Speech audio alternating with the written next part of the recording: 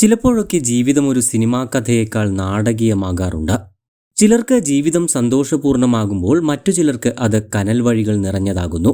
എന്നാൽ ആ കനൽ വഴികളിലൂടെ തളരാതെ പരസ്പരം കൈകോർത്ത് പിടിച്ചു നടന്ന രണ്ട് മനുഷ്യരുടെ കഥയാണ് ഇന്ന് പറയാൻ പോകുന്നത്. ഇത് ആകാശിന്റെയും അഞ്ജലിയുടെയും കഥയാണ്. ഒരുപാട് സ്വപ്നങ്ങളുമായി വിവാഹ ജീവിതത്തിലേക്ക് കടന്നു വന്നവർ. എന്നാൽ പുതിയൊരു ജീവിതം ആരംഭിച്ച ദിവസങ്ങൾക്കുള്ളിൽ തന്നെ വിധി അവർക്കായി കാത്തുവെച്ചത് മറ്റൊന്നായിരുന്നു. വിവാഹം കഴിഞ്ഞ് ഇരുവരും ഒരു ക്ഷേത്രദർശനം നടത്തി തിരിച്ചു വരുന്നതിനിടയിലാണ് ഇവരുടെ ജീവിതം കീഴ്മേൽ മറിയുന്നത്. അന്ന് സംഭവിച്ച ആ വാഹനാപകടമാണ് അഞ്ജലിയുടെ ജീവിതം താളം തെറ്റിച്ചത്. ചോരയിൽ കുളിച്ചു കിടന്ന അഞ്ജലിയെയും കൊണ്ട് ആശുപത്രിയിലേക്ക് പായുമ്പോൾ ആകാശിന്റെ ഉള്ളിൽ പ്രാർത്ഥനകൾ മാത്രമായിരുന്നു. അപകടത്തെ തുടർന്ന് തലയ്ക്ക് പരിക്കേറ്റ അഞ്ജലിക്ക് 6 തുന്നലുകളോളം വേണ്ടിവന്നു.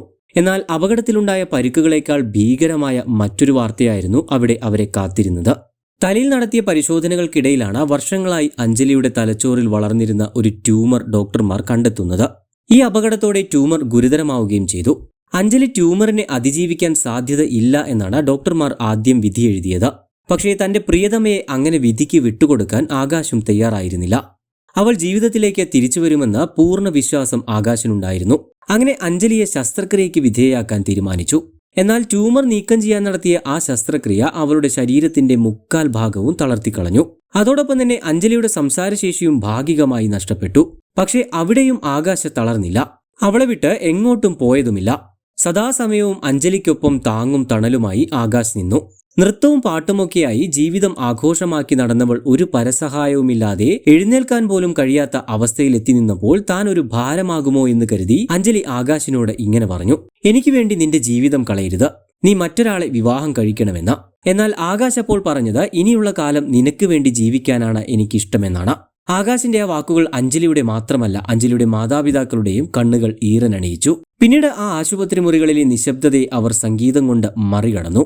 അഞ്ജലിക്ക് ഏറ്റവും ഇഷ്ടമുള്ള കാര്യമായിരുന്നു നൃത്തവും പാട്ടുമൊക്കെ. അവൾ തകർന്ന് ആശുപത്രിയിൽ കിടക്കുമ്പോൾ ആകാശ് അവൾക്കു വേണ്ടി ക്യാമറ ചലിപ്പിക്കാൻ തുടങ്ങി. അവളുടെ തളർന്ന കൈകൾ ചേർത്ത് പിടിച്ച് അവൾക്ക് ഏറെ ഇഷ്ടമുള്ള പാട്ടുകൾ കൊണ്ട് അവൻ റീലുകൾ ചെയ്തു. സോഷ്യൽ മീഡിയയിലൂടെ അവരുടെ പോരാട്ടം ലോകം മുഴുവൻ കണ്ടു. അത് പലർക്കും അതിജീവനത്തിന്റെ പാഠമായി മാറി.